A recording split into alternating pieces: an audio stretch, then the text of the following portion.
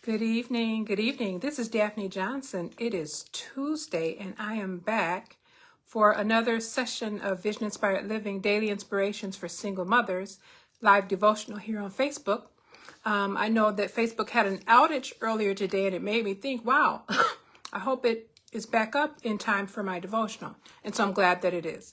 I wanted to share with you today's message, and it's day 19. Can you believe we are already to day 19? So that leaves us with about 11 days to go after today to get through the 30-day journey. I want to thank all of you who have been journeying with me through this particular session or this subject, and I hope that something has been a blessing to you as we've shared inspiration and hope and inspiration from my devotional, Vision Inspired Living Daily Inspirations for Single Mothers. And so today is day 19. Excuse me. It's unconditional love, today's topic. For as much as we're reminded that Christ loves us unconditionally, we must extend the same to our children. All too often, we find children looking for love in all the wrong places. We need to make sure they know that they're loved no matter what, and lovable without having to earn it. Children want and need our approval, so it is critical to instill in them a sense of knowing that they have it.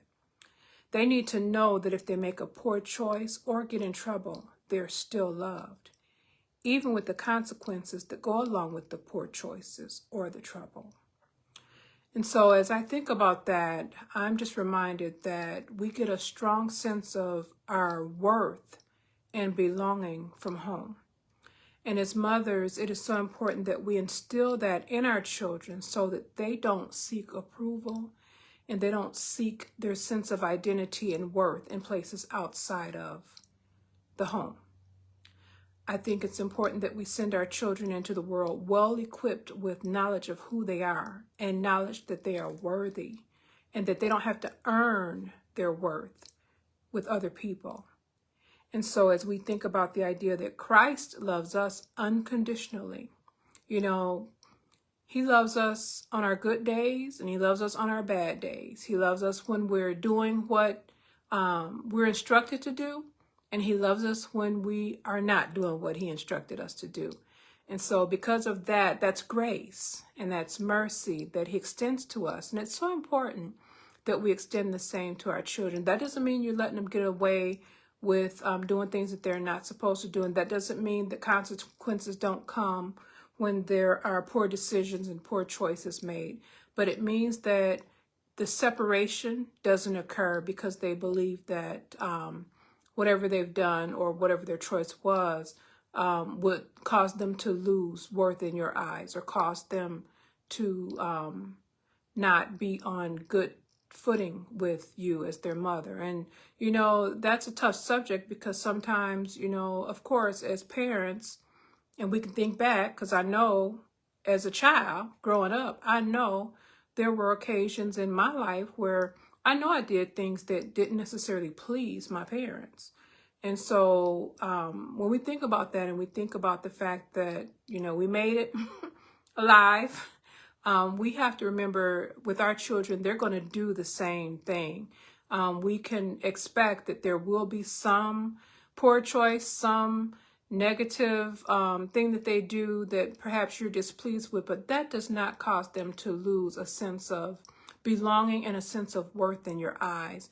One of the most tragic things in the world is for children to not feel loved at home, and then they go into the wrong spaces looking for love. And in the message I said, looking for love in all the wrong places. And we don't want to set our children up to run with crowds, run with people where they will look for approval and acceptance from people who don't really care nothing about them. And so I think I shared in one of my earlier devotionals, I would always try and instill a sense of worth in my children, even in, telling them that they are beautiful and handsome, my son and my daughter, so that they wouldn't leave my home expecting that someone else would build them up in that area. And that when someone did say, you're cute or you're handsome, that it wasn't something that they hadn't already been affirmed at home. And I'm saying affirmed because it's never to build them up with the big head, but it's to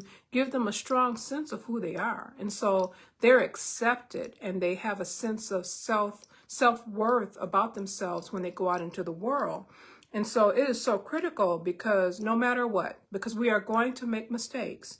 And when I think about unconditional love, I think about the idea that the mistakes that I've made, the mistakes that I made as a young person and as an adult, that God has not held those things against me. And so as a parent, we have to remember, for as many times as we've been forgiven, as many times as grace has been extended to us, that I think it also gives us the mindset that we understand that there are times with our children that we will give grace and extend grace. And sometimes it's not a bad idea to even let them know, I'm giving you grace this time. And so that they understand that you're making a conscious choice to offer them good standing with you, even though perhaps they said or done something that you weren't exactly pleased with. And so when we do that, I think it also does give them a sense that they actually do want to please you, and they do want to have your approval, and they do want to be in good graces with you. So that dynamic continues to revolve around knowing that they're loved, knowing they don't have to earn love, but they also will give it back to you as well. And so unconditional love is what today's topic is all about. And I don't know about you, but here I am in my 50s. And one thing I know for sure, I know my mama loves me. One thing I know for sure, I know my daddy loves me. And have I done things that have gotten on their nerves or that have caused them to pace the floor? Absolutely. I mean, I can think about some of the dumb stuff I've done, really. And it has not caused them to consider me unworthy of being loved by them. And so it's important that we do the same for our children. And so I'm going to read today's scripture, and it reads, it's coming from Mark 1:11. And a voice came from heaven, you are my son, whom I love. With you I am well pleased. And so we know that that is the Father speaking about his son Jesus, who had been given an assignment, and he was well pleased with Jesus's earthly mission. And so it's so important that our children also hear that affirmation from us. And then when they go out into the world, they have confidence and they have boldness because they know that they have good ground, or they have good roots actually, that have given them a firm foundation that they go out into the world and they do what they've been called to do. And so I'd like to read the prayer for today. And it is, Father, there is no love like yours. Thank you for your constant loving kindness that does not require anything of me except that I let you love me.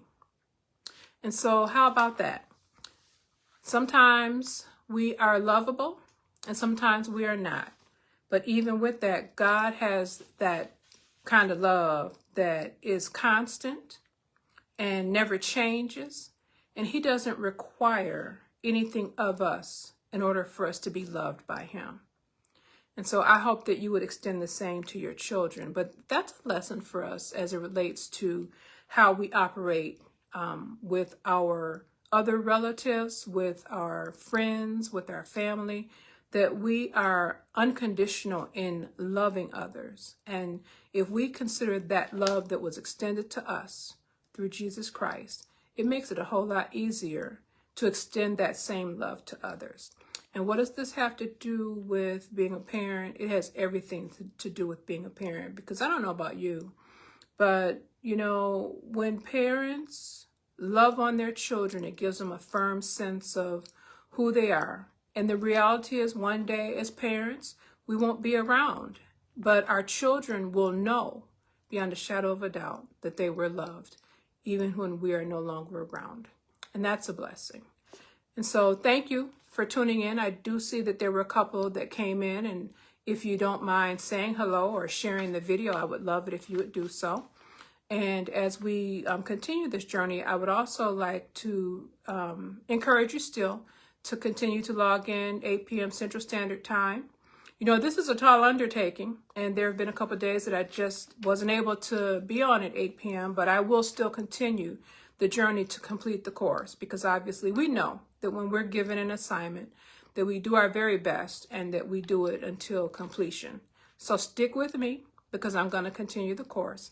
And again, I pray that something has been said that has been a blessing to you. Again, please share the video, comment or like the video. That'll kind of help, you know, the algorithms, if you will. So help the algorithms, and so that people will see the video and be encouraged. And I pray that it's an encouragement. And I see Betty Wesley. Thank you, Sister Betty. I appreciate you for your support. Thank you so much for sharing. And I hope and pray that you have a blessed evening. And I'm going to sign off now at this time, but I will be back tomorrow at 8 p.m. Central Standard Time. And tomorrow is day 20. And day 20's topic is, did you say thank you? And so until tomorrow, I hope you have a great evening. Bye-bye.